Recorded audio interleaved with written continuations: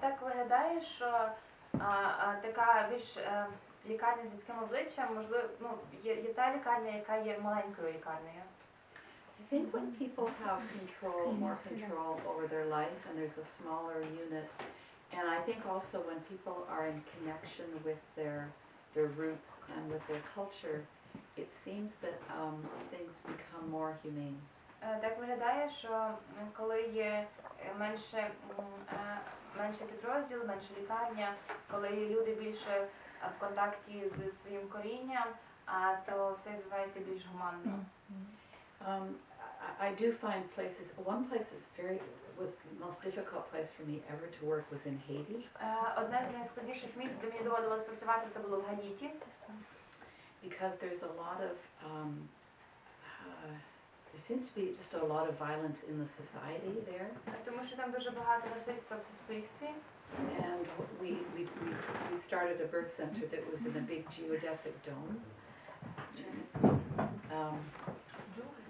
It's a big tent that's huge, but it's like a geodesic, like I don't know how to say geodesic.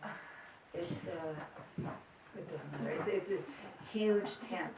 Ми, власне, розпочали пологовий центр в величезному тенті. And there was only so much we could do.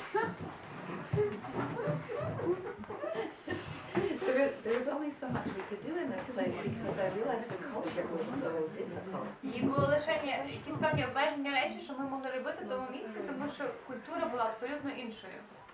And it was very interesting for me to hear what I can't remember the Latvician Olena about the fact that Ukrainians have been through some very violent, difficult times, but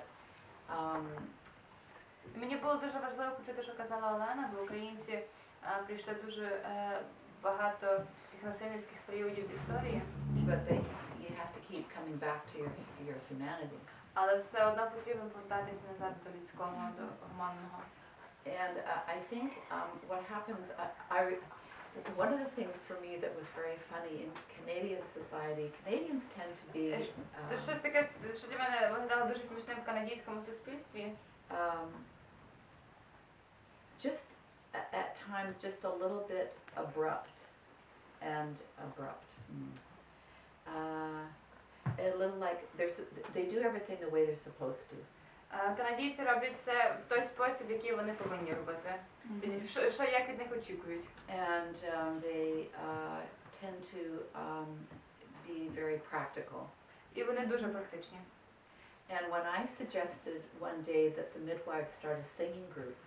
І коли одного дня я запропонувала, щоб акушерки заснували свою співочу трупу, two of the nurses said, who had been nurses before they were midwives, said, well, that's too unprofessional.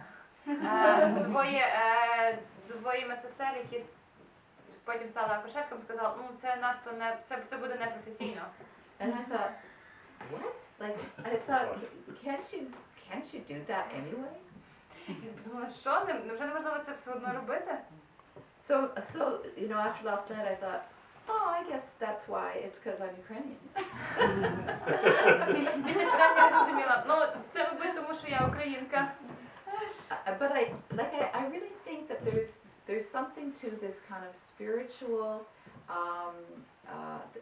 the drive, and similar to what Olka was saying about there's these things that you do that it just becomes part of your life. Але я переконана, що є щось таке духовне, ось цей такий якийсь мотор зсередини, як Ольга казала, що And who was it who said? Когда то, что ты делаешь, становится твоей жизнью. I don't understand. What you do, yeah, and somebody said what you have to do is your calling. Was that maybe it was? Хтось сказав, що вашим покликанням є те, що ви повинні робити. Хто це був? Я не можу цього не робити. Не можу не робити, да, Оля сказала, Олена. Yeah, there's something you cannot do, right? Можу не робити. Yeah. Anyway, thank you so much for sharing. That was really very helpful to me. I hope it's helpful to everybody else in the room because I think it's important for us just to stop sometimes and just think that out. Дуже дякую, що ви поділилися. Це дуже важливо для нас всіх в цій кімнаті. Часом зупинитися і просто ділитися такими історіями. But I want to hear from some people who haven't spoken a lot, and I'd really like to hear from the people from Lviv. Але я хочу почути від тих людей, які не говорили дуже багато під цих зустрічей, зокрема від учасників зібрання. Ось мені, знаєте, мені About the fact that the World Health Organization has actually accepted the term obstetric violence. They have adopted it because they know it exists. Світова організація здоров'я прийняла термін акушерське насильство, тому що вони визнають, що це існує. And can you get the book with me? And I think that perhaps we talked about the reasons. I'm gonna move into the block that Alona wants me to do. The І block, зараз я помаленьку переходжу в 'cause той блок, який Альона. А можна малесеньке запитання, малесеньке, воно із того випливає. Я абсолютно погоджуюсь, я думаю, всі тут погоджуються, що коли менша, і як ви, Беті, говорите, що якщо маленька лікарня, то ми маємо більше можливості бути людянішими і емпатичними, правда. Але от коли в нас в Україні почалася відбуватися реформа медична, то ми керувалися такою возівською статистикою, що стаціонар, де менше ніж 400 пологів на рік, не рекомендований до існування в принципі, оскільки через таку маленьку кількість пологів втрачається професіоналізм. То як нам реально, ми ж тут зібралися для того, щоб винести звідси дуже практичні засоби. От як нам поєднати, з одного боку залишитися сімейним, домашнім, невеличким, а з другого боку збільшувати свій професійний рівень, покращувати його. the World Health Organization also talks about something called beyond the numbers.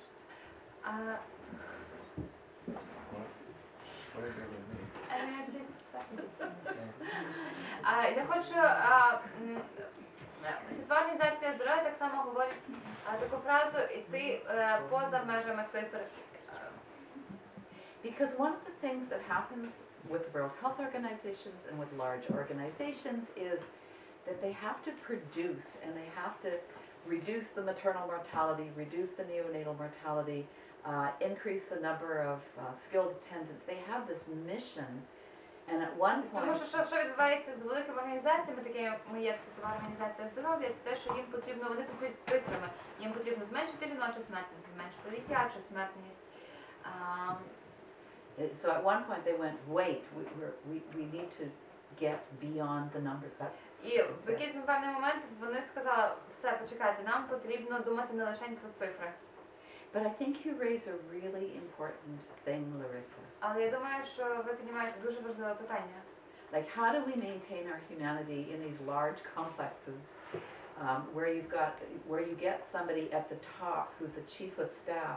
Як нам зберегти нашу гуманність в таких величезних об'єднаннях, інституціях, коли є хтось, хто є наверху, який відповідає за всіх інших?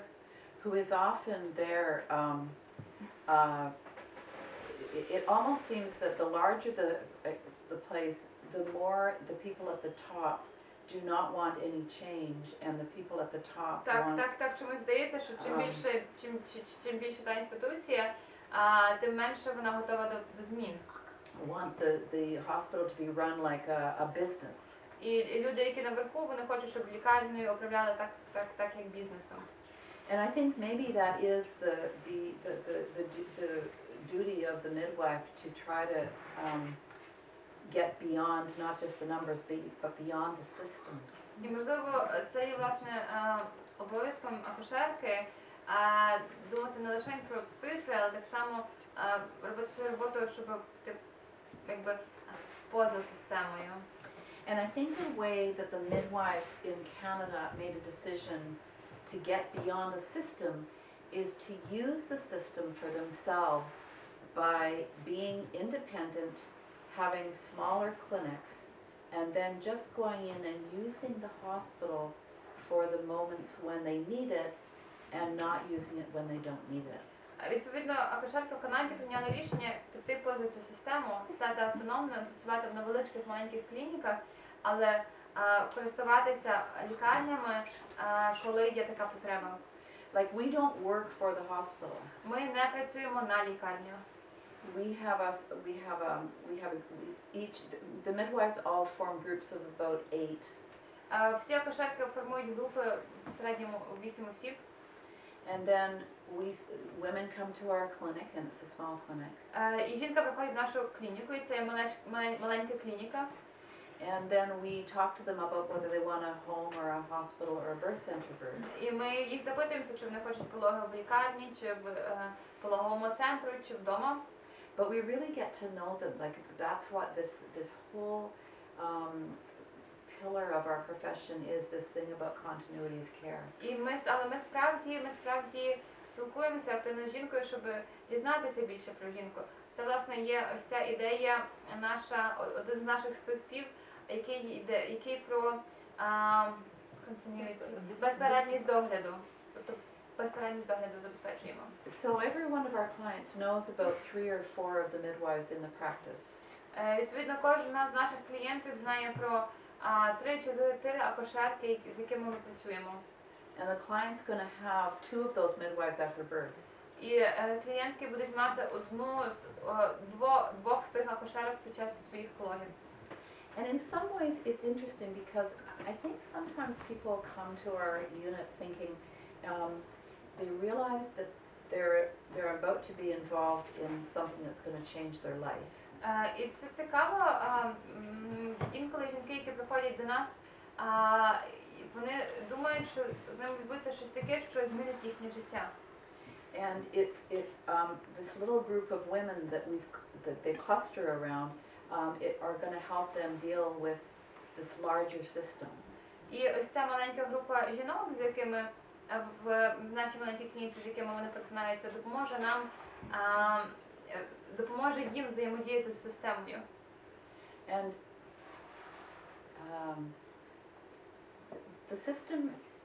when the system becomes so large or so technical or so inhuman, коли система стає такою великою або такою технічною і негуманною, нелюдською, or distant, чи дистанціює себе, that's when women start to feel that going there makes them feel they're not in control.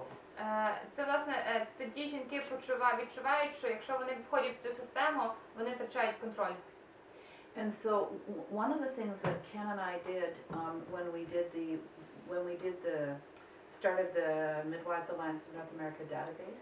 І одну з речей, які ми з Кеном робили, коли ми почали збирати дані для Альянсу північноамериканських акушерок, is we asked them why they were choosing home births ми запитували жінок, чому вони обирають домашні пологи or a hospital birth. або лікарняні пологи. And I thought that the reason women were choosing home birth was because they wanted control. І я думала, що причина основна, чому жінки обирають домашні пологи, це тому, що вони хотіли контролю. But what do you think they said most? Але як ви думаєте, що вони сказали найчастіше? Безпека. Safety? Respect. Yeah, that was another one. Це також було Відповідальність не хочуть на себе брати. в домашніх пологах? Ні, чому вони обирають домашні? Чому вони обирають Вони ж домашні? все одно со специалистом. Нет, почему они в любом случае с специалистом? Почему они именно предпочитали рожать дома, а не в госпитале? Може тому, що вони йдуть в невідоме середовище, де невідомі люди, невідомі Into the unknown механізми. Да. environment with unknown people, with unknown mechanisms.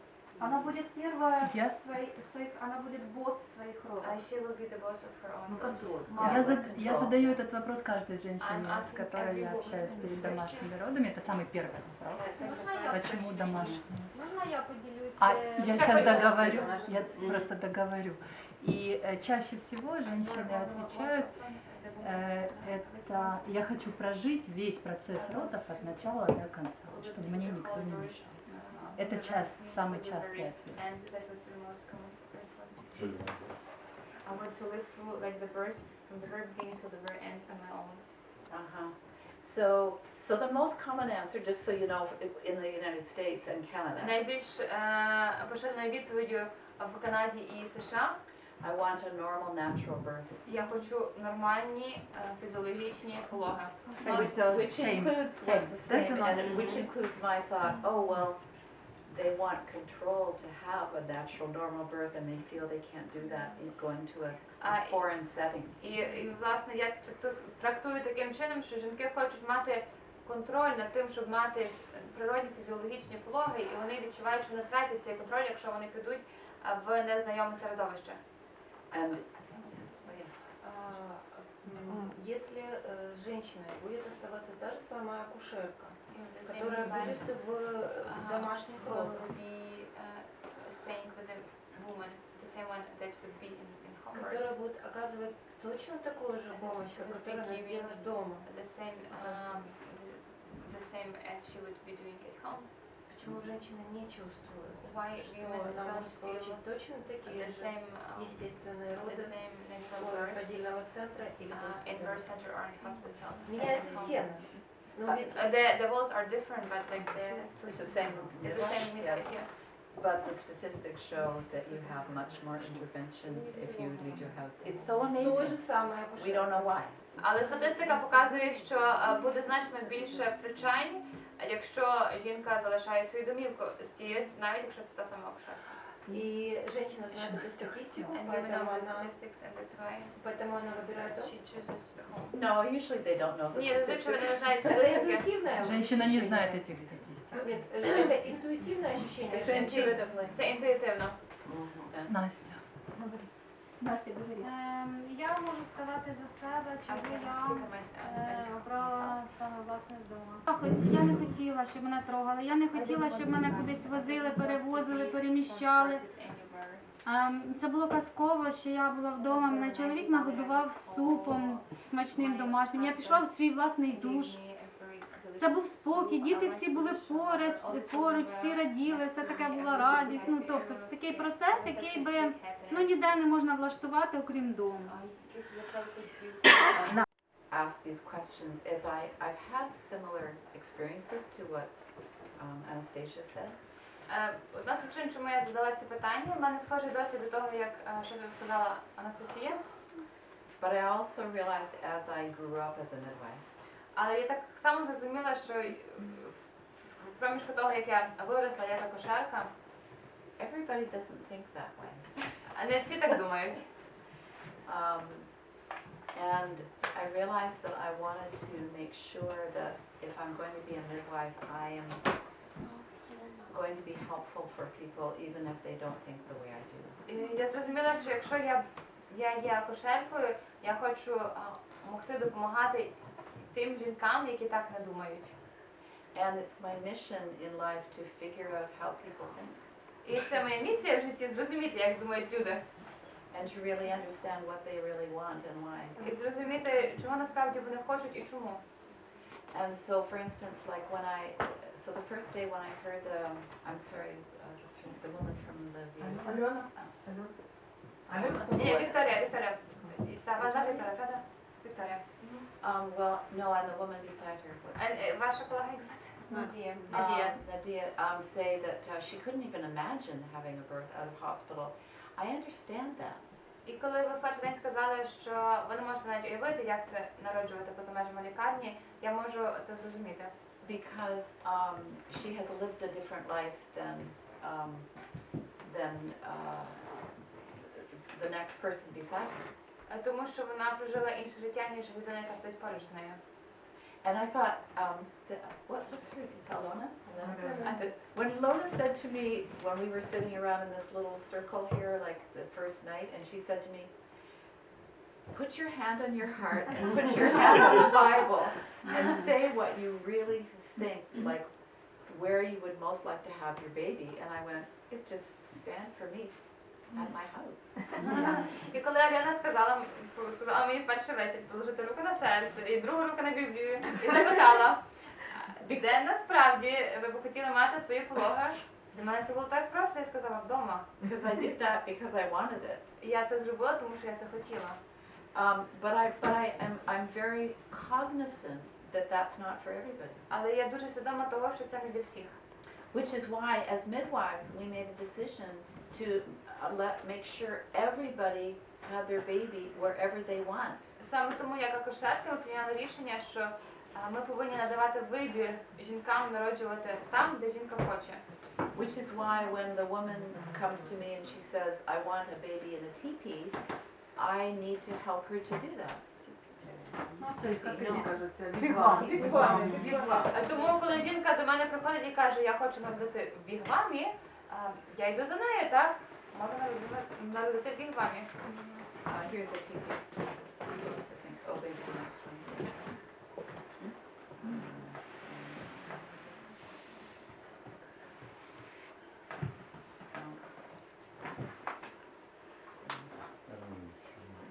I just want to show them the teepee. Oh, there you go. So, and what's really interesting when we had this teepee birth is one of the reporters from the radio came to talk to this woman. І що насправді цікаво, під час пологів в цьому вігвамі, And she was setting up this story, and one of the questions she said to the woman, she said, прийшла журналістка, і вона задала питання до жінки. and this is the reporter, and the reporter says to this woman, she says, reporter's a woman. the reporter's a woman, and the reporter said, okay, when it got to the point, so this woman's having her first baby. Це перші пологи для жінки. She says, okay, when it got to the point where you knew you were going to be in labor and you were starting and your water broke and it was you against nature, what did you think?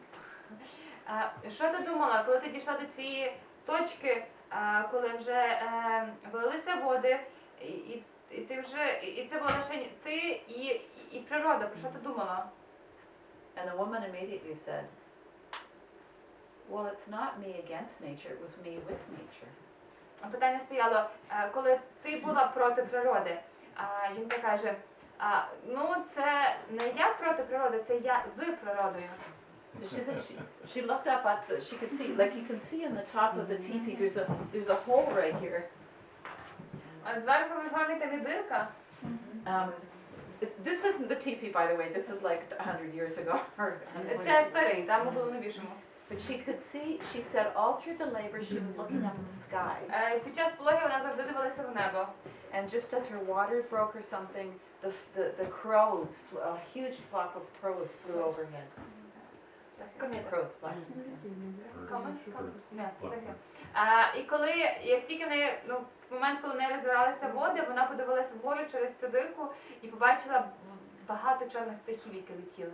And what's really funny is there was somebody who was, so they put this little story of her talking about her birth on the radio. Вони цю історію передали по радіо цієї жінки, як вона говорила. And one of the men who wrote to the CBC, to the radio station. І один з чоловіків, який написав листа до цієї радіостанції. He says he was driving along and he was listening on the radio. Він каже, що я їхав і я слухав цю історію по радіо.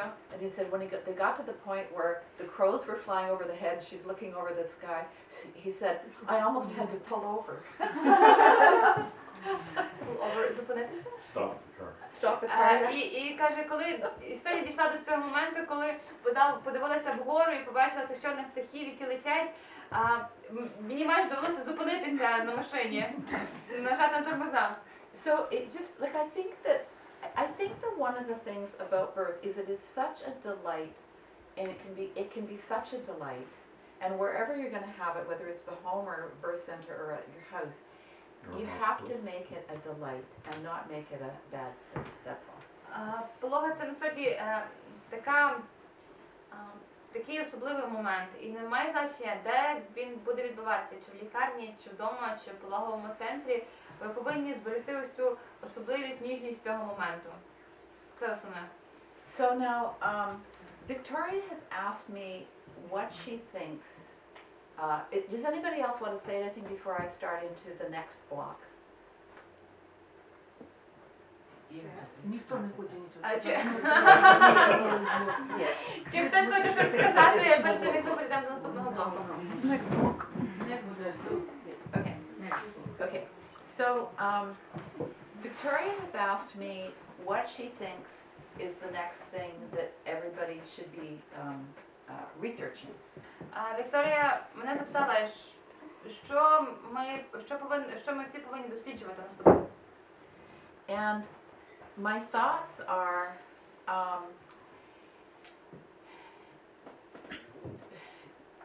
I think you need to be researching how you can help your government to change, and the way to do that is to make them realize that people want certain changes. Вам потрібно дати владі зрозуміти, яким чином змінювати систему, і в першу чергу зрозуміти, яких змін хочуть люди. Because you have to draw to their attention the fact that the population would like this. Тому що вам потрібно звернути їхню увагу на те, що суспільство хоче цих змін. So I know that there are a handful of people who are here in this room. Я знаю, що є люди в цій кімнаті, But I know that each one of you represents probably hundreds of other women who actually are thinking the same way. And some of them don't even know they're thinking this way. але я переконана, що ви репрезентуєте, представляєте сотні інших жінок, які думають в такий самий спосіб, навіть якщо ви не знаєте тих жінок, або жінки не знають вас. Some people don't even know what the possibilities are. А деякі жінки навіть не знають, які є можливості, які є опції. They wouldn't even know that there is an option. Вони навіть би не знали, що є якась така можливість. And right now in Ukraine there isn't much option legally. І фактично зараз в Україні офіційно, легально немає багато вибору. So, the last slide I showed you about, we're talking now about the block of Canadian midwifery Зараз ми будемо говорити про канадську систему акушерства and how we brought about our change that we і needed. як ми прийшли до тих змін, які у нас є, що ми хотіли. So remember that the rationale for establishing a task force to look into the situation І пам'ятайте, що причини для призначення робочої групи, яка буде дивитися, досліджувати питання встановлення цієї нової системи. well, it was a steady, I'm not sure, okay. So there was a steady, here, I'm gonna get this thing. It's a steady belief, this first number one, a steady increase in interest in the population in midwifery and in home birth. But I think in independent midwifery. Це було зростаюче зацікавлення серед населення в послугах акушерок і домашніх пологах, і власне домашніх пологах. І Беті уточнює, що власне в автономних акушерках, в роботі автономних акушерок. And see, the reason to have autonomous midwifery and independent midwifery is so that every woman has a midwife that's going to be specially thinking about her, and that's similar to like Alona realized I needed a doula to help me with my water here. You know, І причина, для чого потрібно мати автономну акушерку, це власне це бажання жінки мати особистий контакт. So it's the understanding that every woman needs somebody who's really going to take care of her in the system and walk her through the system. Це власне розуміння, що кожна жінка потребує когось, хто візьме її за руки і проведе через цю всю систему. And it's not just about home birth, but home birth became the catalyst. І це не лише про домашні пологи, але домашні пологи стали каталістом.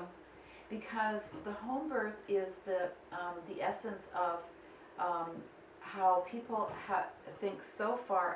You have to take care of the people that think really far out the system, and then the people who want the system but want protection from the system at the same time they're in it. Is that too hard? Вам потрібно думати про тих людей, які хочуть систему, і тих людей, які є поза системою, але хочуть мати захист цієї системи. So are you all with me on this? Do you understand all this? Okay. Okay, so the reasons for this is that the steady increase in that interest. The second thing here is this belief by some women that maternity care was overly controlled by the predominantly male medical profession whose view was pathological. Друга причина це те, що багато жінок вважали, що акушерство контролюється медичними спеціалістами.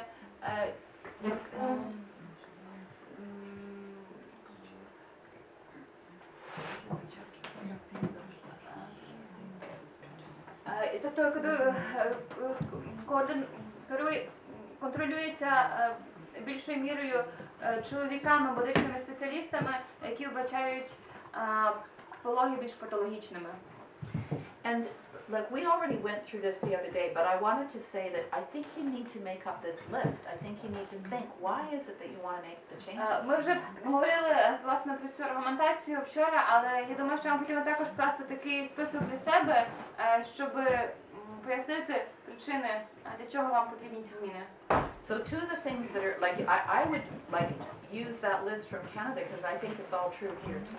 Я би також використала цей список з Канади, тому що я переконана, що він актуальний і для України. But the two things to add in Ukraine that you came up with the other day, one is there's a war. Але що важливо додати в українському випадку, це те, що в Україні війна. And so women are in compromised situations. І відповідно часто в жінок немає вибору. And the second is that Ukraine has to harmonize with European standards. І друге це те, що Україна повинна стандартизувати своє законодавство з європейським. So you have your list, and I think what you need to be researching or need to be developing, and it's either through the Instagram things like Elena has, and Olga, but also all of you have your own thoughts about what you want to change, and so that's what you need to be developing in your research. І власне це те, що ви повинні досліджувати у ваших подальших дослідженнях через соціальні мережі, зокрема, це от ось ці причини, через які нам необхідні зміни. So I think what you really need is you need a consumer group. І ну і так само я вважаю, що вам потрібна група споживачів, з якою ви будете працювати. And women who start consumer groups usually are mothers who've had a baby, either they haven't liked a birth or they've really liked a birth. They've either really liked a birth or they've really not liked a birth. І зазвичай такі групи створюються тими жінками, яким або дуже сильно сподобалися їхні пологи, або навпаки вони дуже незадоволені своїми пологами. So they've had a home birth, or they've had a hospital birth in a beautiful setting like Larissa's, and they really enjoyed it, and they realized that this isn't possible elsewhere. Вони, ці жінки, або мали домашні пологи, або мали лікарняні пологи в якомусь гарному середовищі, і вони справді їм сподобалися, і жінки ці зрозуміли, що така можливість є далеко не всюди і не для всіх. Or on the other hand, they've had a terrible birth in a hospital, and they don't want anyone to ever have that. І або з іншої сторони, в них були жахливі пологи в лікарні, і вони хочуть, щоб більше такого ні з ким не траплялося. So you bring those two people together, and then there's all kinds of other stories. Тобто ви цих дві групи жінок разом зводите, і у вас з'являється дуже багато інших історій. And I mean, there's two examples in this room. It's Victoria and Alona, who realized that there's more, and neither of them are midwives or obstetricians.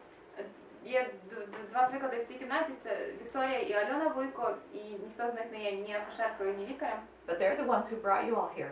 Але це ті люди, які, well, not really, okay. Okay, no. Also Association of Midwives. Oh yes, no, I know, but at the beginning. Які спочатку почали цю всю двіжуху. So those are the women who see that changes are needed, and they're the ones usually who end up doing these surveys. And the surveys you do is you can start actually doing surveys either on the web or wherever you want to say, what do women want? And also, I remember our consumer group actually asked questions about, would you like a home birth if it was available and legal? Наприклад, знаєш, що жінки з нашої та організація групи споживачів, вони запитувалися, чи хотіли б ви мати домашні пологи, якщо б вони були легальними. I would think in Ukraine you'd say, how do you feel about going to the hospital these days when hospitals have become a target? В Україні, наприклад, можна було би сказати, запитати, як ви почуваєтесь їхати в лікарню, коли лікарні часто стають об'єктами бомбардування чи ракет. It's just places where midwives were having difficulty in fulfilling their potential. І так само в країни, там, де акушерки мали складнощі реалізовувати свій потенціал. Or where their role was threatened, or where they were having trouble. Або де їхня роль мала певні труднощі, і там їм було складно працювати. Yes. Скільки чоловік було в роботі? How many people there were in the task force? In the actual task force? Yeah. 4. 4. There was a lawyer. Юрист, Good question.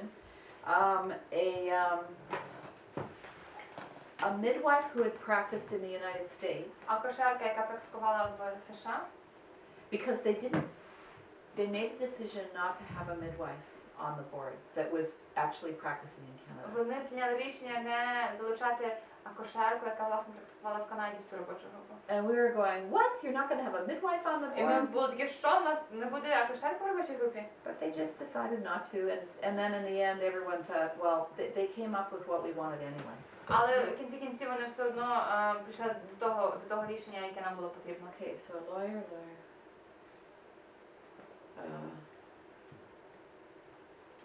I think there was a friendly physician. Так само був дружній лікар, I think it was someone like Larissa, хтось як Лариса. who had a kind of an overview. overview. No, she had an overview of what's going on. I'm really friendly. Yeah, I'm expressive, but I'm really friendly.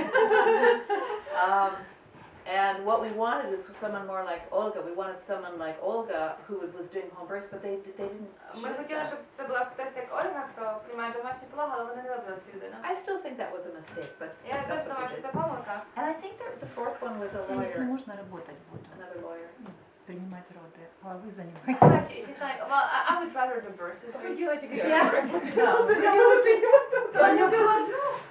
Anyway, they wanted people that were going to create a good system. Вони хотіли зібрати так людей, які створять хорошу систему. So what they did was the reason they went to some places they thought weren't functioning well, and that was the United States. І причина, чому вони поїхали в ті місця, де система недобре працює, і це, власне, США. And places like Denmark and Netherlands where they thought it was functioning quite well. І в країни, як Данія і Голландія, там, де вони думали, що система добре працює, Is they wanted to figure out what works and what doesn't work. вони хотіли зрозуміти, що працює, а що ні. So one of the things they figured out doesn't work is what is in the United States where they have the home births doing midwives doing home births and the nurses doing births in the hospital. І, власне, що вони знайшли в США, чому система не працює, це те, що в них є окремі акушерки, які працюють в лікарні, і окремі акушерки, які приймають домашні пологи. So, oh yeah, and so the other thing they had to study was the current system in Canada and how the midwives would fit into that. І що їм довелося досліджувати, вони досліджували, це є система, яка на той час функціонувала в Канаді, яким чином нову систему інтегрувати в існуючу. And that included the decrease in the number of family doctors that were doing births. І в тому числі це було питання зменшення кількості сімейних лікарів, які приймали пологи. And that included the role of the obstetric nurse in the hospital. І це так само включало роль акушерської медсестри в лікарні. And these are the 6 principles that they based on. Just read them off. І ось це є 6 принципів, на яких вони основувалися. Це є захист, громадський захист від Responsiveness. Коли ти відповідаєш, коли відгукуєшся на чийсь запит. How well they respond to problems. Відгук, можливо. Відгук. Автономія інтеграція, довіра і підтримка влади. Підтримка влади. So they looked at the existing system, and then they looked at the framework of practice, like how they were gonna, what recommendations they were gonna do, and this is what they did. They decided that it should be practiced effectively, that midwives should practice effectively in a variety of settings, including hospitals, birth centers, medical practices, and private midwifery practices. Вони вирішили, що робоча група прийняла рішення, що акушерки повинні могти ефективно працювати в різних місцях. Це, зокрема, лікарні, пологові центри, медичні практики і приватні акушерські практики. And just kind of reads they were not sure it was safe, it was going to be effective midwifery care. Для них було важливо, щоб акушерський догляд був безпечним, ефективним, safe care, what else? Autonomous. Автономним. And then focus on low-risk pregnancies. І сфокусований на вагітностях низького ризику. But not exclusively. Але не тільки. Which is why I do breaches. Саме тому я приймаю пологи тазовим продовження. And they decided the midwife should have reasonable conditions and well paid. І вони вирішили, що акушерка повинна мати добрі умови праці і хорошу зарплату. And cost effective. І бути фінансово ефективною в межах So all системи. this makes sense. So this is all the way the government wants to think. And I think that you could almost start to get this together. Like you're not being paid. They were getting paid to do this. Їм за це платили, щоб робити. Like you can start to do the work on your own. Ви можете почати робити цю роботу самостійно. Maybe by starting to, start to collect the stats from 23 births out of hospital in Kyiv and all the Збираючи other places. статистику, пологів поза медзакладом. And I think it's time to have a conference. Я думаю, що це час мати конференцію. And invite administrators from hospitals to the conference and invite Запросити адміністраторів лікарень, midwives that want to practice. And акушерок, які хочуть практикувати. if you have a conference, but get the government to pay for it. Але обов'язково, щоб влада за це заплатила. And maybe these are just ideas I'm throwing out. Це просто ідеї, які я вам кидаю тут. But I know that conferences usually bring people together. Але я знаю, що конференції зазвичай людей зводять докупи. And then you have midwives who are doing out of hospital birth or want to do it, and the OBs. І ви тоді зводите разом акушерів, які приймають пологи вдома, або які хочуть приймати пологи вдома, а лікарів, акушерів, гінекологів, presenting their case. які презентують свою роботу. And then you have a panel of women who have all had out of hospital births on their own. А потім ви маєте панель з жінками, які або народжували вдома, або тобто вдома, або соло. And then maybe you have a panel of hospital administrators А потім маєте панелі адміністраторів лікарень, about why they think that's ridiculous. які розказують, чому на їхню думку це абсолютно неприйнятно. It's just a way of getting people together. Це якби можливість, щоб зібрати всіх людей разом. But you do have to do it in a way that you think it's going to push this kind of framework. Але вам потрібно це робити таким чином, який вам допоможе проштовхнути цю адженду, ці питання. You may think that's a difficult thing to do in the middle of a war. Ви мабуть, думаєте, що це складно робити під час війни. But it's because of the war in a way you need to do it. Але, власне, через війну, мабуть, вам потрібно це робити саме зараз. So, and I don't know who you're going to go to. І я не знаю, до кого ви будете звертатися. But you can figure that out. Але ви це можете вияснити. I have faith in this group. Я вірю в цю групу.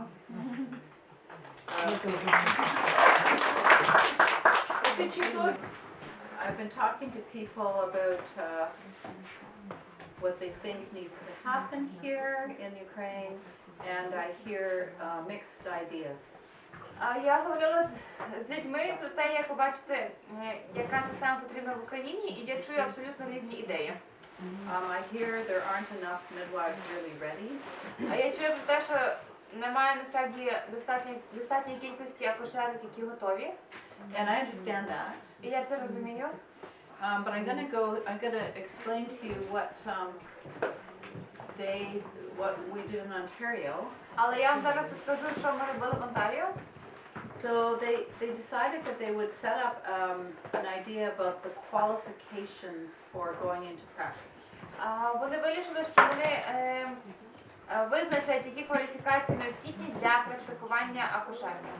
First they thought maybe everybody should be a nurse first and then become a midwife. Спочатку вони думали, можливо, спочатку всі повинні бути медсестрами, а вже потім ставати акушерками.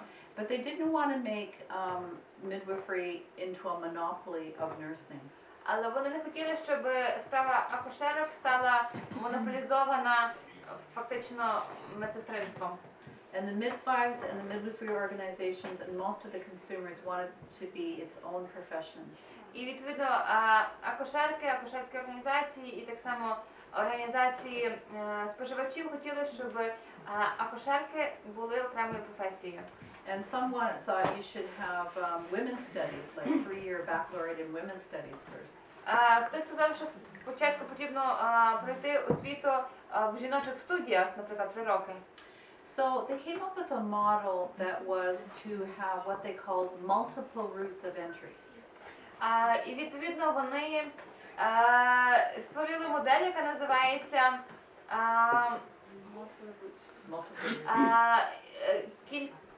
тобто, яка фактично має кілька шляхів входу в професію. Надає створює кілька шляхів входу в професію. And so they recommended a 4-year training program. Вони рекомендують навчальну програму, яка триває 4 роки. Leading to a baccalaureate degree. В результаті якої людина отримає бакалавр з акушерства. And part of that is they really wanted midwives to be able to read science. І частина цієї навчальної програми є те, що вони хотіли, щоб акушерки вміли читати наукові дослідження.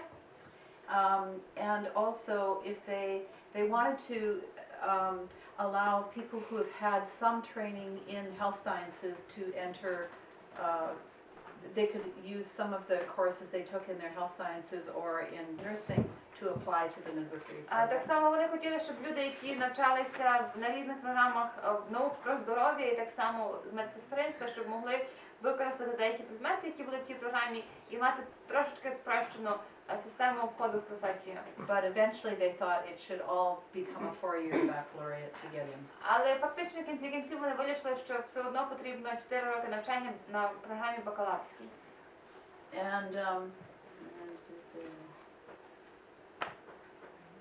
they decided they wanted a completely new governing body, not with nursing, not with physicians, to govern just midwifery. І вони вирішили, що потрібно створити абсолютно новий управлінський орган, окремий від медсестринства, окремий від лікарів, окремо лише для акушерок.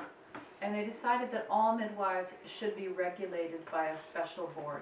І вони вирішили, що діяльність усіх акушерок повинна регулюватися спеціальною комісією. They decided they didn't want to have a midwife or two in some village somewhere doing births without being part of this board. Вони вирішили, що вони не хочуть, щоб одна чи дві акушерки десь в якомусь селі, які практикують акушерство, не були частиною цієї структури. Oh, and here's they identified 50 midwives that were already practicing. І вони так само визначили, ідентифікували 50 акушерок, які на той час вже практикували. I was wrong about the 70 because there were 70 that got in eventually. Каже Беті, що вона помилилася з цифрою 70, тому що там була якась інша система. And they made recommendations on how those midwives already practicing or already doing births in another country could be integrated into the system. І так само вони створили основи, яким чином акушерки, які практикують в інших країнах, що отримали освіту в інших країнах, як вони можуть долучитися до цієї системи. And so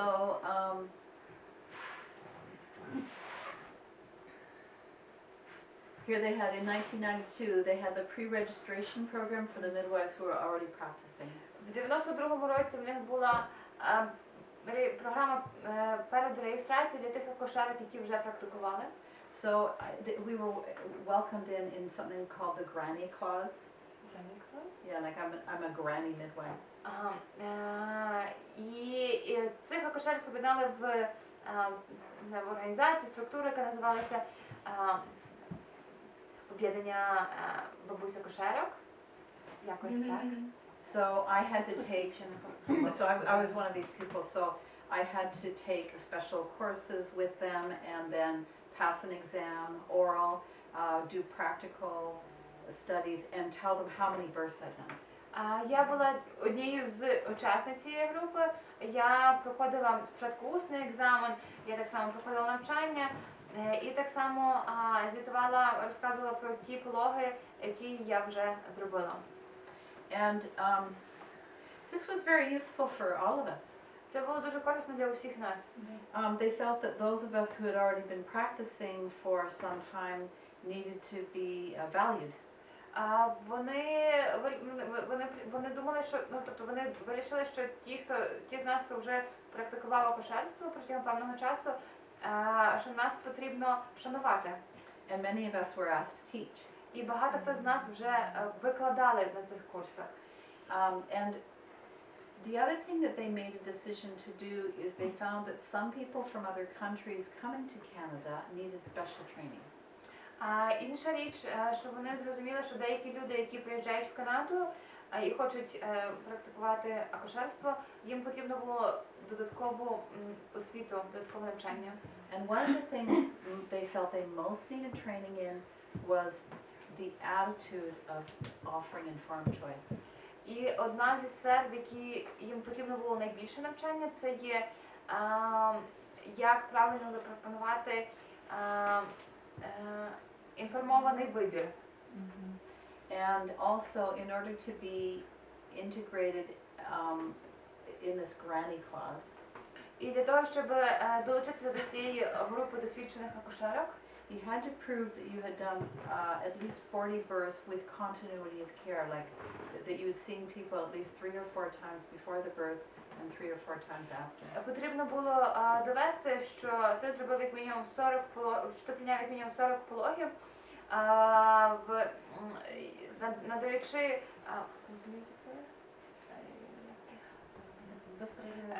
тобто надаючи безперервний догляд, і ти бачив жінку як мінімум 3-4 рази до пологів і відповідно кілька разів після пологів. Okay. Що означає безперервний догляд? What means continuous care? Я думаю, що Бетті пане до цього вернеться, буде пояснювати всі принципи, на яких базуються. Під час вагітності, пологів та післяпологового періоду. Ага, а так просто 3-4 рази, 3-4 рази До може за період вагітності? Context. У нас 6-7 ходимо. Ні, мінімум це не завжди вони приходять одразу, вони приходять інколи вже там 30 тижнів до одної акушерки. To make sure we had seen them all during the pregnancy, were there at the beginning of the birth, during the birth and after birth, and then did several postpartum visits. Ця безперервність догляду – це що акушерка з жінкою кілька разів хоча б до початку пологів, на початку пологів, під час пологів, в кінці пологів і так само кілька візитів в післяпологовий період. Because one of the things they identified that was a problem in our system was that people had this feeling of fragmentation of care where they'd see one practitioner, we talked about it a bit yesterday. Одна з проблем, яка була в системі, яку вони ідентифікували, це те, що люди отримали фрагментарний догляд під час вагітності, пологів, після пологів. Спочатку бачили одного лікаря, потім Like they'd see somebody in the pregnancy at the beginning, then they'd go to an OB, and then they got to the hospital and they didn't see the same OB. потім до іншого, спочатку сімейний лікар їх доглядав догляд під час вагітності, потім жінку направили до лікаря, а потім інший лікар приймав її пологи, а потім ще інша людина була. Because when you go into the hospital and you don't know anybody, it becomes very impersonal.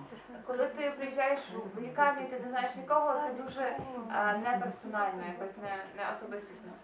So it was a way of building humanity and investment in each other into the system. Це був такий наш шлях розбудови гуманного підходу в системі.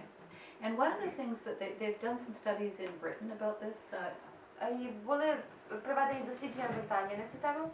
and one of the things they notice is that when you do continuity of care, you enjoy your job better because you really know the people you're going to do the birth with. Вони дослідили, що коли ти надаєш ось цей безперервний догляд жінці, то ти більше любиш свою роботу, тому що ти отримаєш більше задоволення, ти знаєш конкретну жінку, ти з нею проводиш певний період часу, і ти надаєш їй послугу протягом усього періоду. So like when I'm at home and I'm practicing, I'm on call all the time. Коли я вдома і я практикую, я постійно є на зв'язку. І, так. And so if I'm going to get a call in the middle of the night, I need to really like that person. І відповідно, якщо мені подзвонять посередині ночі, я справді повинна цю людину любити.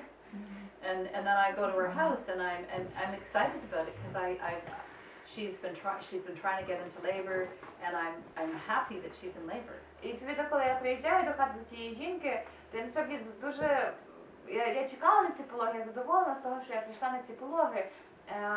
Ми були з цією жінкою вже кілька разів і відповідно так. Yeah, it's like you're hiring a partner to see you through this part of your life. Це щось дуже схоже, так наче ти береш на роботу собі партнера, який буде з тобою протягом якогось певного проміжку періоду в житті. And some people, when they first hire a midwife, in Canada still, after 30 years, people are more accustomed to it, but at the beginning it was not that common. На початку, коли цю систему ввели, це не було настільки поширено. Зараз вже люди більше звикли до цієї системи. So when people hired a midwife, they were planning to go to the hospital. І дуже часто коли люди брали на роботу собі акушерку, домовлялися з акушеркою, вони планували пологи в лікарні. But often when they're going to the hospital, you still labor with them at home first before you go into hospital. Але навіть якщо ти йдеш, маєш плановані пологи в лікарні, все одно акушерка з тобою спочатку приїжджає додому, і ти в пологах в перший період спочатку вдома з цією жінкою. And so, and something I was going to discuss, Larissa, I wanted to talk to Larissa about VBAC. І я хотіла поговорити з Ларисою про вагінальні пологи після кесарського розтину. So another difference between the midwives protocol and the physician's protocol І ще інша різниця між протоколом акушерки і протоколом лікаря. is the physician wants the VBAC, the person who's having VBAC, to be in the hospital right away to be on the monitor. Лікар хоче, щоб жінка, яка народжує вагінально після кесарського, щоб абсолютно одразу приїхала в лікарню, щоб її спостерігали. Непрерывный мониторинг. Щоб вона була на моніторингу. Whereas the midwife protocol, because the midwives are trying to save normal birth, Але оскільки акушерки намагаються врятувати нормальні пологи, їхній протокол, they don't think that the woman needs to be on a monitor right away for several reasons. Акушерки думають, що жінка не повинна бути на моніторі з самого початку, і на це є кілька причин. Look, even we have these telemetry machines where they're remote, like they can Навіть walk коли, around. як називається це штука? Переносной монитор. Не-не-не, переносной, Вітальний это, доплер. именно тот, который маленький. You have a monitor and you're walking Портативный around. фетальный монитор. Доплер, так. Добре, Віталій, добре, Вони так? показують, взагалі мається на увазі, що приєднується ремінь. Ну, власне, тобто, що- Она сказала, что переносной. Короче, Доплер. использовать, нет, для не непрерывного, а для периодического мониторинга. Портативный фетальный монитор. Сейчас, о чому говорить So- BTN? Зараз хвильку. So the physicians think she should be on the electronic fetal monitor the entire time. Лікарі переконані, що жінка повинна бути їй потрібно безперервно моніторити під час всіх пологів. And the midwife association made a decision that if the mother wants to have the baby at home, that's okay, and she doesn't have to be on the monitor all the time. Але асоціація акушерок прийняла рішення, що якщо жінка хоче народжувати вдома, вона не повинна бути на безперервному моніторингу. Because the disadvantage is that it ties her down sometimes, depending on the machine. If you've got a machine where you can walk around, that's good. Один з негативних сторін це те, що там проводи і жінка прикута до цієї машини. Ну, не завжди так, якщо є бездротова штука. But the reality in the research is that the electronic fetal monitor actually provokes more cesarean sections. Але реальність, яку показують дослідження наукові, що безперервний моніторинг він спричиняє більшій кількості кесарських розтинів. Because everybody's focused on the electronic fetal monitor. Тому що всі сфокусовані на моніторинг. And while the midwife still catches the baby that really is in serious trouble, the midwife's listening to the baby heart. Але власне, якщо тобто акушерка все одно може зловити момент, коли понижена зміна серцебиття дитини. The monitor doesn't provide any extra help, and it actually keeps a woman who's already had traumatic birth experience first time around. It protects her from having that trauma again.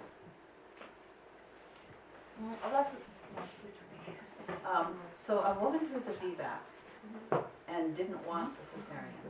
Жінка, яка народжує, є спроба вагінальних пологів після кесарського, Has suffered some trauma from that birth. вона досі несе певну травму з попередніх своїх пологів.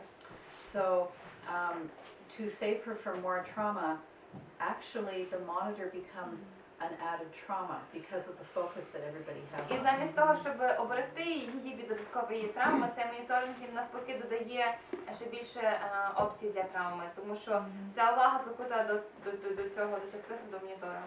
And so we don't want to traumatize her more. А ми не хочемо її травматизувати ще більше. So we listen to the baby, тому ми слухаємо серцебиття дитини. but she's not required to have it under midwife protocol. Але цей моніторинг, постійний моніторинг не є обов'язковим згідно протоколу акушерок. Now some women want it, so that's fine. Деякі жінки хочуть, тому це окей. But it's not imposed, and they're not made to feel that they're making an irresponsible choice. They feel that they're comfortable in that choice because the midwives have condoned it. Але, ну, тобто, це є відповідальний вибір в будь-якому разі. Тобто, не мати постійного моніторингу не є безвідповідальним зі сторони жінки, тому що акушерка, вона вміє підслуховувати серцебиття і може це зловити, коли потрібно. Question? We do that too, actually. Yeah, because once you're flat, we're back. Вони також ставлять моніторинг, коли епідуральна анестезія, тому що жінка лежить на спині. But our aim is to avoid the epidural. Але наша мета уникнути епідуралку. So I was asked what our rate of epidural is. So for the women who go into hospital, of course, it's much higher. Питання, які показники епідуральної анестезії в нас, для тих жінок, які народжують в лікарні, значно вищий. But the last, when I was just leaving the practice, like I've been on a 3-month holiday, and when I was leaving in December, our rate was 50% were outside of the hospital, so 50% of our clients have no epidural for sure, because they've planned a home birth or a birth center birth. Але, ну, відповідно, в клієнтки акушерок є, ну, тобто 50% жінок не отримують епідуралку, тому що вони планують зазвичай або пологи вдома, або пологи в пологовому центрі. But those who are planning a hospital birth, their rate is very high. Але ті, хто планують пологи в лікарні, показник епідуралок дуже високий. But I don't know what it is. But I'll tell you, at our birth center, which is why Larissa's idea of having a birth center is good, is we have huge tubs. Але в наших пологових центрах є величезні ванни. The husband gets into, І чоловік може туди залізти. and so about half the births at the birth centers are right in the tub. Відповідно, 50% 80% пологів в пологових центрах зазвичай є в ванні. So one of my clients who had 3 former C-sections, 3 former Одна з моїх Після клієнток, в якої було 3 попередніх кесарських розтини, she discovered her pub for the first time and had a nice normal home birth. вона мала гарні пологи вдома в воду. Oh, and I remember the day after the birth, it was the morning, and her 3 children from before I came in, and they had a little friend with them. Наступного ранку після пологів 3 її дітей разом з другом прийшли до хати. And his mother, he was a neighbor, and his mother had also had a cesarean. І мама цієї дитини також мала кесарський розтин. And so the little boy said, well, where did the baby come out? І маленький хлопчик запитався, звідки вилізла дитина? And he said, in the tub. І син відповів, ну, ванно. And he said, no, but where from on her body? Але ж звідки ж з тіла жінки дитина вилізла? They're about like 10 years old. Їм було по 10 років. He said, out of her vagina. Він сказав, з вагіни? And the other little boy said, well, it's amazing what they can do nowadays. Сказав, ого, неймовірно, що сьогодні жінки можуть робити. How do you feel it? Like, how do you know that this? How does it feel? How does intuition? Well, I know if I'm going to walk into a woman's home and she has everything just neat, and she's got a white carpet on her floor, and she has a rose in a bottle. Я знаю, що коли я заходжу Cesarean. в будинок до жінки, і все супер акуратно, білий килим в кімнаті, трояндочка стоїть на кріслі, все супер чисто. Она не родит, Донь. Кесарський. There is a very, very good, so there's a very funny midwife in the United Kingdom. Є дуже весела, смішна акушерка в Британії. She's a midwife that has a big hippie bus. Акушерка, в якої великий автобус, хіппі автобус. And she wrote a little book, and it's called The Princess and the Pooh. І вона написала маленьку книжку, яка називається «Принцеса і какашка». Do you know the Princess and the Pea? Do you know that thing where there's a pea under a big mattress? Знаєте цю казку про принцесу на горошині? Yeah. So in English, it's The Princess and the Pea. Принцеса на какашки? Ні, англійською ця казка називається «Принцеса Princess on the Pea». Так. She wrote a book called The Princess and the Pooh. Так, власне, тобто гра слів, а вона написала книжку «Принцеса на какашка». On the poo, on the pea. Pea. Oh, pea. Pea, that's a pea, like a little pea. Горох. And poo is, it's like alliteration, right? It's a play in English. So, the pea and the poo. So the Princess and the Pooh is about the princess who doesn't really like anything dirty. І ця книжка, власне, про принцесу, яка не любить нічого чистого. And she has a hard time even going to the toilet. І їй навіть складно йти в туалет. And she has to give birth. І їй треба народжувати. And so there's a whole, she did a whole play around the princess and how she didn't like things that were dirty and how was she going to help her to get the baby out. І от ціла книжка про те, як, що робити, тобто як ця принцеса буде діяти, щоб уникнути цього всього бруду. When she can't even poo. Навіть в той момент, коли вона навіть не може покакати So нормально. it's a perfect metaphor. Це дуже ідеальна метафора. And she decided to send it to, I guess it's, who's the prince, Prince Harry? No, Prince William and Kate. Вона She sent it to Kate. надіслала цю книжку принцесі Кейт. And she loved it. She І just вона loved it. дуже полюбила цю книжку. But it's so that's what we're talking about here. We're talking about people who are ready to do something that is something to do with bodily functions. Bodily functions. Тобто це ми говоримо про функціонування тіла. Yeah. And so that's why if someone is ready to do a bodily function, they're ready to do a birth without an epidural.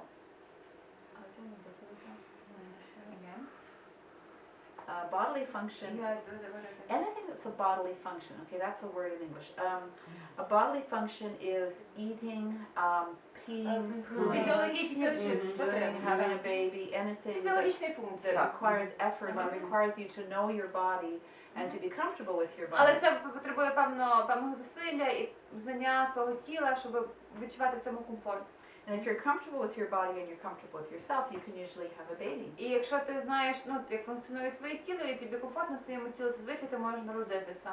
And so as a midwife, I feel like I need to help women be comfortable with their bodies. І як акушерка я відчуваю, що я повинна допомогти жінкам бути комфортними Слушать з своє власним тіло. тілом, Listen слухати your body. своє тіло. This is first. So the reason why doulas are so popular is that's what their role is. Причина, чому доули є такими популярними, тому що це фактично їхнє завдання. And the midwife really has to take on the role of the doula as well as the accoucheur or accoucheka. І акушерка фактично повинна взяти. Заходимо в ці двері і починаємо говорити з різними людьми, речі починають змінюватися. But then you get to the point where you say, we need to do something, and then as the association, you write a letter to the Ministry of Health saying, we have been doing our homework. Але потім ви доходите до того моменту, коли вам потрібно щось зробити, і ви як асоціація сідаєте писати лист до Міністерства охорони здоров'я зі словами «Ми зробили своє домашнє завдання». We have the statistics from X number of У нас є places статистика от з таких-то міст, that this many people are delivering outside of the що hospital. стільки-то людей народжує поза межами лікарні. Whether it's the war or not, we need to take care of this. Незалежно, чи це війна, чи не війна, але нам потрібно якось подбати про цих дітей, жінок. And what's really interesting is originally the Ministry of Health in Ontario thought that the midwives did not want to get legislated.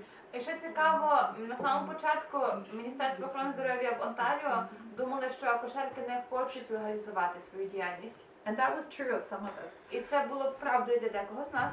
But the majority felt, no, we want to have a legal midwifery and we want to be responsible and we're coming to you because we want to have some regulations and we want to have some oversight to make sure that these women are safe and that we can have education to do this. Але більшість з нас все-таки хотіло працювати в офіційному полі, щоб мати там офіційну практику і освіту відповідно. And it's just like right now, I write to the Ukrainian embassy in Canada. I spoke with them and I spoke with the Minister of Development of Canada. Я спілкувалася з українським посольством в Канаді і з Міністерством розвитку в Канаді. And I told him what I was doing here. І я розказала їм про те, чим я займаюся тут. And they said, oh, that's the type of thing we might fund. І вони сказали, о, це ті речі, які ми могли би профінансувати. But they haven't come up with the funds. Але вони ще поки що не дали грошей. But I phone this Not man. yet. Yeah, not yet. But I phone this man like once a month. I say, okay, what's happening? Але я раз на місяць дзвоню цьому чоловіку і запитуюся, які новини. So this thing is going to go if you have the energy to put into it. Зміни будуть йти, буде все рухатися, якщо ви маєте достатньо енергії, щоб це вкладати. In Canada, it took us 10 years. В Канаді нам це зайняло 10 років. In the United States, it's taken some of them like 40 years, and they still don't have what we have in Canada. В США це займає станом на зараз близько 40 років, але в багатьох випадках в них і досі немає того, що в нас є в Канаді. But that's because the American College of Obstetrics and Gynecology is very strong. Але це тому, що в Америці дуже сильний коледж, організація акушерів-гінекологів. And at least the Society of Obstetricians and Gynecologists of Canada wants to be liked. Як мінімум канадська організація акушерів-гінекологів хоче подобатися всім. Yeah, they consider, I mean, the Canadian sensibility is basically to be cooperative. В Канаді більш такий підхід співпраці. And so you're dealing with a lot of different opposition parties. І в нас є багато опозиційних партій. But if you just keep going, it's going to happen. Але якщо ви продовжуватимете йти, то зміни відбудуться. You have to be really clear about what you want. Але ви повинні бути абсолютно чіткими про те, що ви хочете. And I'm going on to breach now, but tomorrow I will just list the pillars of our profession. Я зараз буду проводити у тему тазових пологів, але завтра я перечислю принципи, на яких базується наша система. And I think that they're good ones. І я впевнена, я вірю в те, що вони є добрими. And it's probably because of these steps that we took where our task force went to all these different countries to pick out the best thing they thought could happen. Власне, зокрема, через ці всі кроки, що ми зробили, наша робоча група звернулася до всіх цих організацій, які мали досвід, щоб отримати їхні думки. Where like the clients would be happy, the practitioners would be happy, the system would be more economical. В такому разі, щоб і клієнти були задоволені, і фахівці були задоволені, і для системи це було вигідно, і з економічної точки зору також. And I mean, we have lots of problems still, of course. У нас до сьогодні є багато проблем. But I think it's a good functioning system. The model's good. Але модель загалом є дуже добра, вона функціонує. And this is my third volume on maternity care systems. Це Not that one, the other one. Це власне ця книжка про права людини і модель народження. Це є третє видання. So I've studied systems like for about 30 years. Я вивчаю системи народження близько 30 років. And I think I can say I think we have one of the best systems. Я зможу з впевненістю сказати, що в Канаді одна з найкращих систем. It was probably because we had to start from scratch. We didn't have anything before. Частково це тому, що нам довелося починати з нуля, у нас не було нічого раніше. So that's what you have to do, is figure out what you want to do. І це, власне, те, що ви повинні зробити, зрозуміти, що ви хочете. The UK is borrowing from the Canadian system now. Зараз Британія запозичає канадську систему собі. Especially with the continuity of care. Особливо в пункті безперервного догляду жінки. But originally we borrowed from them. Але з самого початку оригінально ми запозичили в них. But we also have this other influence, it's the indigenous influence. Але в нас є ще інший вплив, це є вплив саме корінного населення Канади. Which, like with home births, just brings us really back to our roots. Які, і, власне, і разом з домашніми пологами наближає нас ближче до нашого коріння. And I keep saying, I think the Ukrainians need to get back to their original roots. І я все знову і знову наголошую, що українцям потрібно повернутися ближче до свого коріння.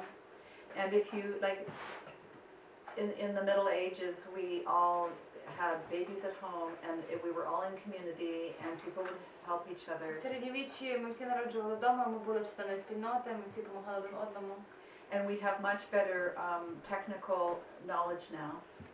Зараз у нас є набагато краще технічне знання. But we just have to make sure that that technical knowledge doesn't get in the way of having things normal.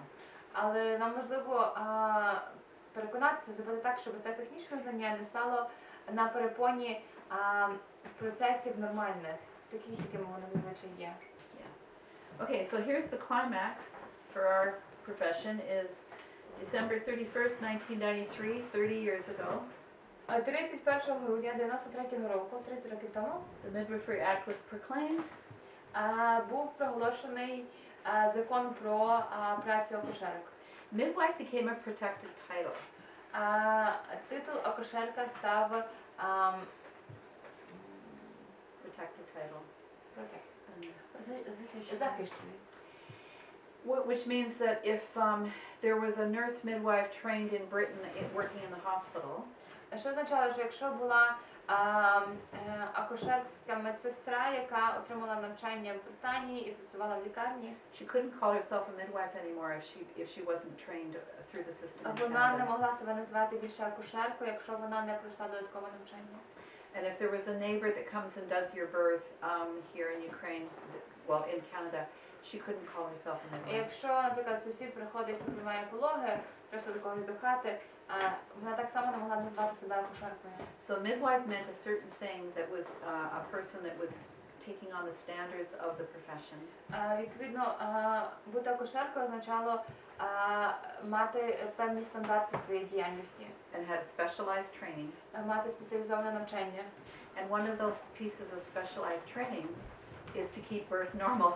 І одна з частин цього спеціалізованого навчання – це зберігати пологи нормальними. Which is an art. І що насправді є мистецтво.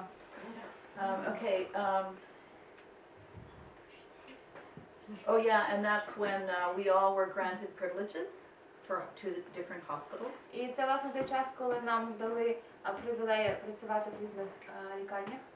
And so 1994 was when the College of Midwives was established to administer the Midwifery Act in accordance and protect and promote the midwifery model of care.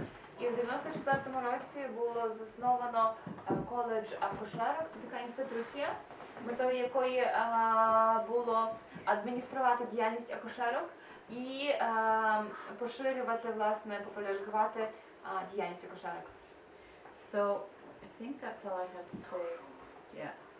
So that's so I just want so tomorrow I'm going to go over the pillars of our profession, and maybe I'll get a little bit into the scope of the when we transfer to a physician and when we consult. Завтра ми будемо говорити про основні стовпи, на яких тримається робота акушерок в Канаді, і, можливо, так само зачепимо трохи питання трансферу в лікарню, і коли ми передаємо відповідальність лікарям і консультуємося з лікарями. And I want to tell you that although we created that 30 years ago, at this point, and you know this, we stopped using it because a decision was made that midwives know when they need to transfer. They don't have to have a set of rules anymore. І хоча ми створили ці правила, коли ми передаємо відповідальність лікарю 30 років тому, але буквально недавно, минулого року, ми перестали ними користуватися, тому що ми всі акушерки, ми знаємо, в який момент ми потребуємо допомоги і коли нам потрібен інший спеціаліст. But you have to make a decision yourselves what you want to do and what you don't want to do. I'll give you an example. Я вам зараз розкажу приклад, але вам потрібно вирішити для себе про те, що ви хочете робити і чого ви не хочете робити. There are midwives in Quebec and midwives in Ontario. Є, наприклад, акушерки в Квебеку і в Онтаріо. And the midwives in Ontario voted that they wanted to have the right to go into the hospital, phone the anesthesiologist and say, we want an epidural for this woman, and then he leaves and you don't transfer care to the obstetrician. І акушерки в Онтаріо хотіли, що коли вони приїжджають в лікарню, вони можуть покликати анестезіолога, щоб він поставив епідуралку, а потім він залишає і більш ніхто не втручається в пологи. Акушерка далі веде ці пологи. What's very interesting is in Quebec. Дуже цікаво, а в Квебеку? This is the French group. Це французька провінція. And I worked in both provinces. А я працюю в обох провінціях. In Quebec, the decision was made that the midwives decided they did not want to have the right to be with a woman once she has an epidural. They can be with her, but they wanted to transfer care once the mother had the epidural. І акушерки прийняли рішення, що вони не хочуть бути відповідальними в пологах після того, як жінці поставили епідуралку. Вони хочуть передати відповідальність лікарю. Because their philosophy is they want to protect normal birth, and they think if they have to transfer care, they want the woman to know that she has to transfer care to the obstetrician if she has an epidural, and they feel that that protects both their profession and the woman from having too many epidurals. Але, власне, їхня філософія полягає в тому, що вони хочуть зберігати нормальні пологи. І, відповідно, вони хочуть, щоб жінки розуміли, що якщо жінка хоче епідуральну анестезію, то тоді вона, відповідно, і її пологи переходить відповідальність площини лікаря. І таким чином акушерки оберігають і свою професію, як тих, хто хоче працювати в нормальних пологах. Так, власне, жінка розуміє, що з епідуральною анестезією вона буде з іншим лікарем, а не з акушеркою. Whereas the midwives in Ontario felt that they wanted to offer women full informed choice and they wanted to make sure that they knew that they, if they went into hospital, they didn't have to transfer care just А because they were акушерки в epidural. Онтаріо хотіли впевнитися, що вони надають жінці абсолютно повний вибір опцій, і коли жінка хоче мати епідуральну анестезію, вони так само можуть бути на її пологах і можуть бути відповідальними в її пологах. Yeah, it's pretty interesting. Це дуже цікаво. What do you think about? What do I think? Yes, about to approach that. It's interesting. Yeah, I'm sorry, but I don't have the data.